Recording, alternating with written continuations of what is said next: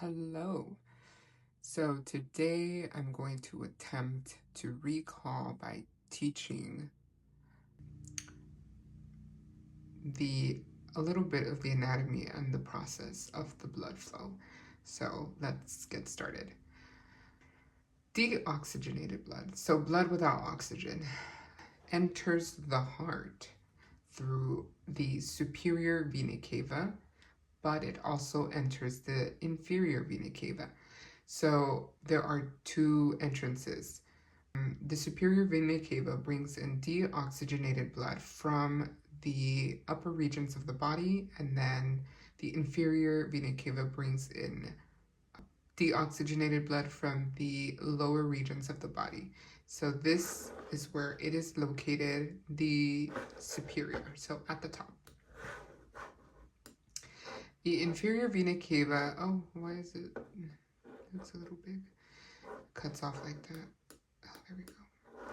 So that's the superior vena cava. The inferior vena cava would be somewhere over here, but it also enters. Okay. So there are 4 chambers of the heart, and it's a little bit inverted. So we have our right side being on our left side, and then our left side being on our right side. So once deoxygenated blood makes its way through the vena cavas, it enters one of the 4 major chambers of the heart, the first one being the right atrium. So the right atrium sits right over here. So now we have blood entered through the right atrium. It has to make its way through the second chamber of the heart called the right ventricle. That is the second chamber. Sorry, the right ventricle, which is over here. This is our right ventricle, but in order to get from the atrium to the right ventricle, we have to pass by these valves, what I like to call little doors. So these doors is this first set of doors, also 4 of them. So there's 4 chambers of the heart, and there are also 4 set of doors, but they are called valves. So 4 valves of the heart. The first valve being called the tricuspid valve. Tricuspid valve sits right over here. So that's our step. Step 1, superior vena cava or inferior vena cava, both of them. Step 2, right atrium. Step 3, tricuspid valve. Step 4, the right ventricle. Now, this blood needs to pick up oxygen for the rest of the body. Oxygen carries all the nutrients that the rest of the body needs through the blood. So in order to do that, it has to make its way to the lungs, and to both of the lungs. So in order to do so, it also has to pass the second set of valves here, or the second doors, to make its way to one of the major arteries called the pulmonary artery. So this set of door is called the pulmonary valve, right over here. Now that the deoxygenated, oh, and by the way, these valves here, their purpose is so that there's no backflow of blood. Kind of like when you're drinking water, you can't backwash. Kind of, it stops that process, any blood backflow. So now that our deoxygenated blood is in the pulmonary artery, it makes its way to the lungs to pick up oxygen. So it does not come back to the heart through the same artery. It actually makes its way through these little highways here called the pulmonary. Oh, by the way, sorry. This is the pulmonary artery. Again, sorry, I did not label that. So the pulmonary artery is to get to the lungs, to get deoxygenated blood to the lungs, where gas exchange happens and that blood picks up oxygen. So now that it picks up oxygen, it's red. That's the reason why our blood is red, because it's oxygenated blood. So now that it has oxygen, it enters back through the heart, through the pulmonary veins. And this is where phlebotomists pick up blood, or they do their blood samples through the veins, because it's oxygenated blood already. So now that they enter back through the heart, through the pulmonary veins, it makes its way through the third chamber of the heart called the left atrium. So we have 2 atriums sitting at the top, and we have 2 ventricle sitting at the bottom. Why? Because this is our fourth and last chamber of the heart, called the left ventricle. So all of this is oxygenated blood. Now, in order to get from the left atrium to the left ventricle, it has to bypass this valve sitting over here called the mitral valve. Now, this valve is also called the bicuspid valve. So another way that we can remember it is try before you buy. So tricuspid valve is first, and then it's the bicuspid valve, also called the mitral valve. So this is where it's taking oxygenated blood back into the body. In order to get back to the body, it has to make its way to the second major artery called the aorta. So the aorta takes the oxygenated blood back into the body, but in order to do so, it has to pass by these sets, the fourth and final set of valves within the heart called the aortic valve.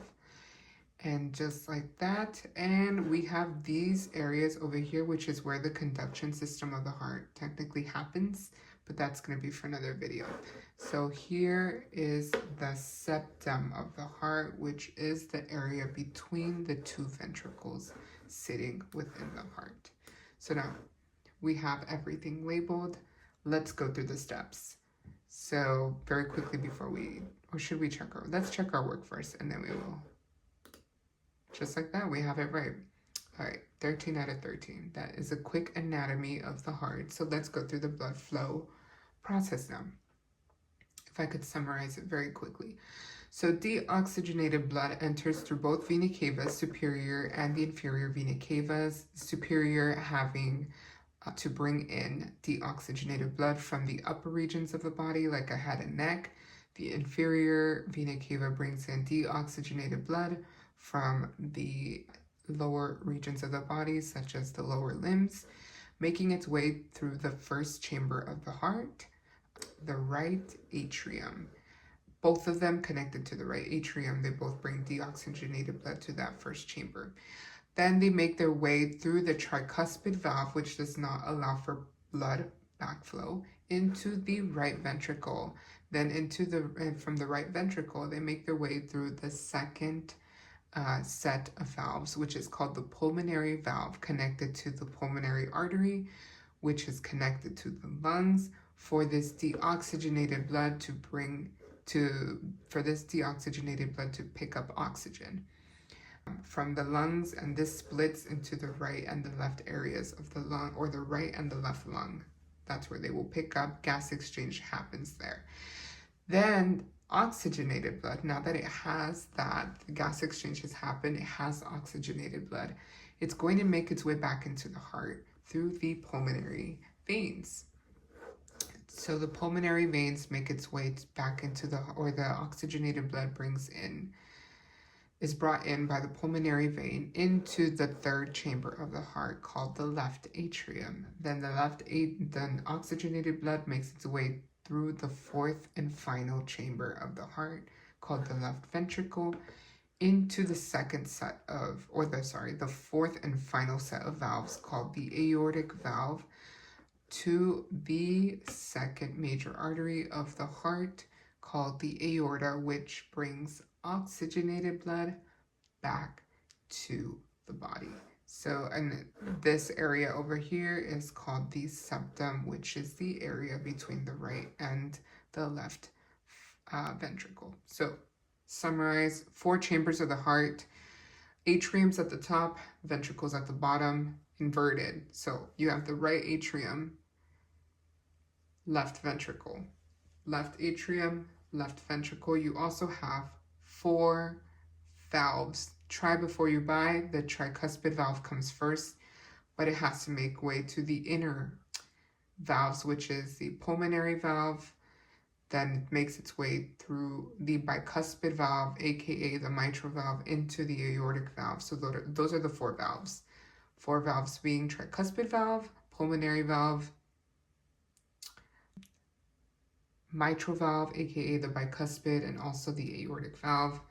Those are the 4 major ones. And Phlebotomists, by the way, when they prick you for blood collection, they do so during the veins. So veins are the ones that have oxygenated blood, and arteries have the deoxygenated blood. So that's how you'll know, and that's it. That's pretty much it.